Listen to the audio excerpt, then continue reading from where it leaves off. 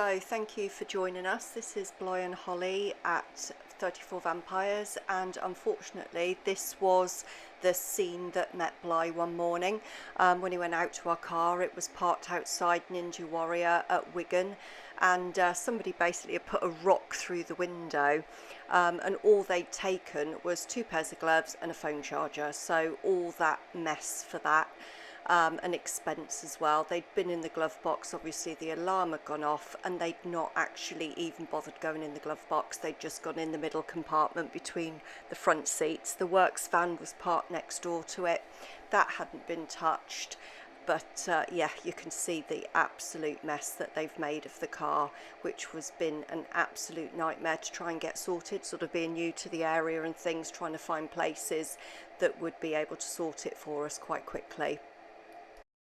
Parking it outside Ninja Warrior and some of the other businesses, obviously we thought it would be safe because of cameras, but obviously that wasn't the case. Luckily I'd seen a place nearby called In and Out Car Servicing that was up near where all the big shops like Asda and everything was. So what I did was I gave them a call because the car was due for a service, asked them if they'd take it in for the service, but also keep it in for a couple of days whilst I got it sorted and put it under cover for me. And a big shout out to them because they're absolutely fantastic about it and did exactly that for us. Also a big thank you to Budget Windscreens. They were absolutely brilliant as well. I gave them a call and they came out, I think it was the following day, and fitted a new window for us. However, just weeks and weeks on, we still haven't got the bodywork sorted because we've been messed about through by a few body shop garages, and we've been so busy with other things we just haven't had the chance yet to even get that bit sorted, with all the sort of plastic moulding and things up by the door pillar. After weeks of having to lift the full jerry cans of water onto the boat roof, Bly repurposed a water pump system he had, and so it's made us a lot easier for us to pump the water into the tank when we go and pick it up, because we don't always drive in order to drive the boat in order to go and get the water. Sometimes we use the jerry cans, so this has made it a lot easier, although we do need to invest in a bigger pump so that it does it more quickly, but this is tiding us over for now. At some point when we have time, we will actually do a video of the water pump and show you how to put one together. Our thoughts are to get a bigger pump with the T-piece so that we can actually have 2 pieces of pipe coming off so that we can fill up from 2 jerry cans at once. So we'll be sharing that at a later date with you on how to do that.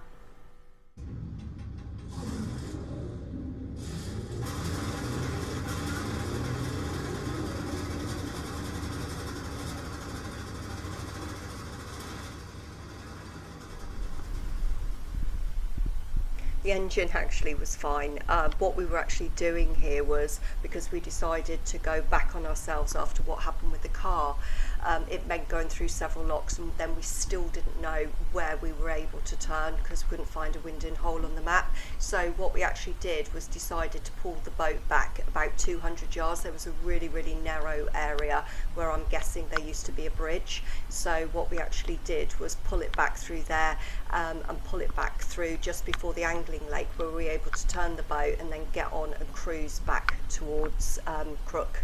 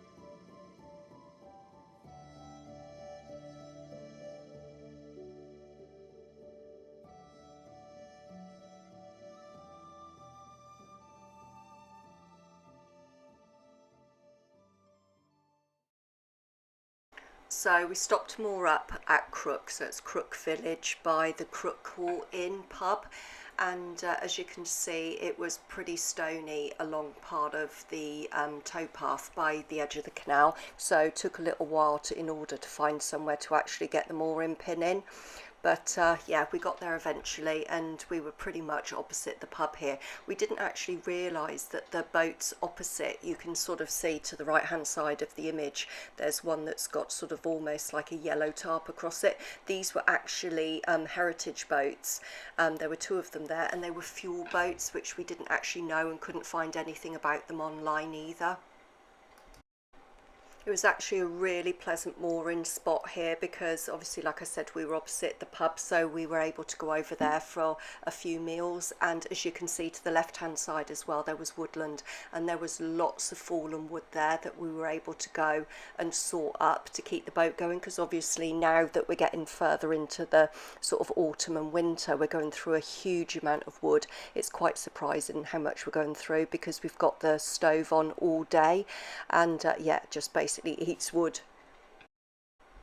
So the first few days that we were here, we had quite a big oil leak, or rather it wasn't us that had an oil leak, it was coming from the other side of the bridge. We couldn't work out exactly where it was coming from, or rather diesel leak, sorry.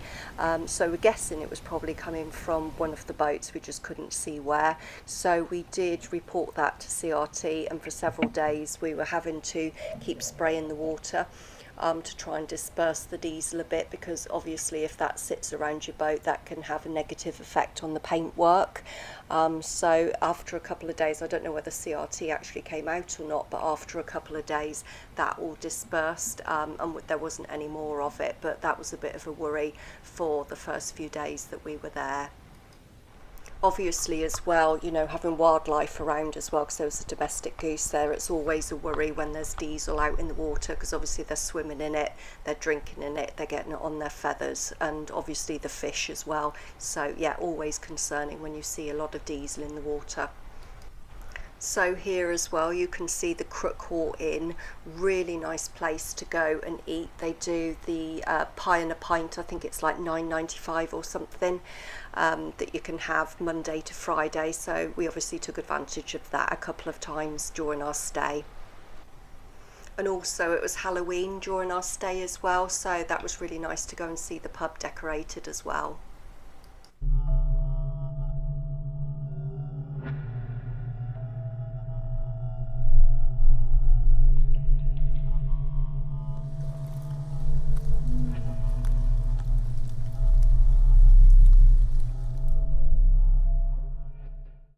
So this was one of the evenings that we went in for pie and pint, and as you can see they've got a nice menu in there with the homemade pies, and if you are passing, I really recommend going in.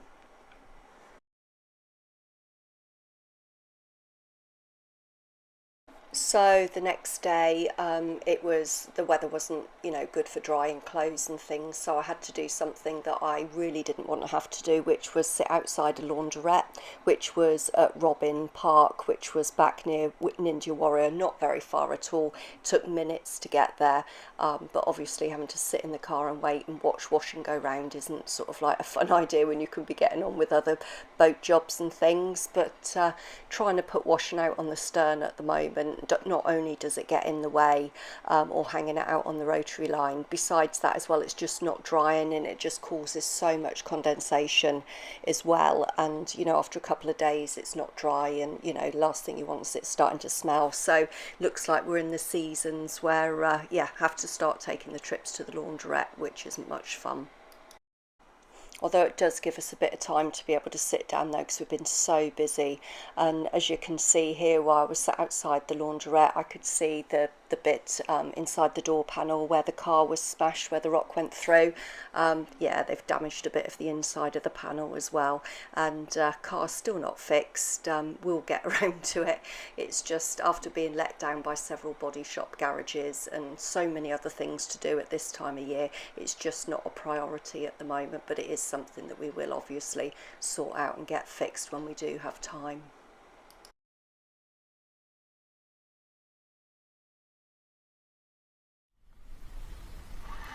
So the next job on the list is to top up the firewood, because as I've mentioned previously, we seem to go through so much of it, and so we go and look for the dead and fallen trees in the woods, and luckily there were woods right next to us in Crooke, literally right next door, which made it a lot easier, and store up the wood for the winter and for the coming months. So it can be a little bit tricky with regards to the storage. Obviously you can stick some on the bow, you can put it in the bow locker and also store it in sacks on the stern, but you can only store so much at a time, because we didn't really want to put it on the roof. But we have got a place that we can also store wood. The only problem is it's a bit of a drive, so for us it's a bit of an ongoing venture to keep the wood stocked up, although we have bought some bags of coal in as well to tie us over at night, or if we're popping out for a while. Look at all that rubbish over there, look. Do you reckon that's flooded?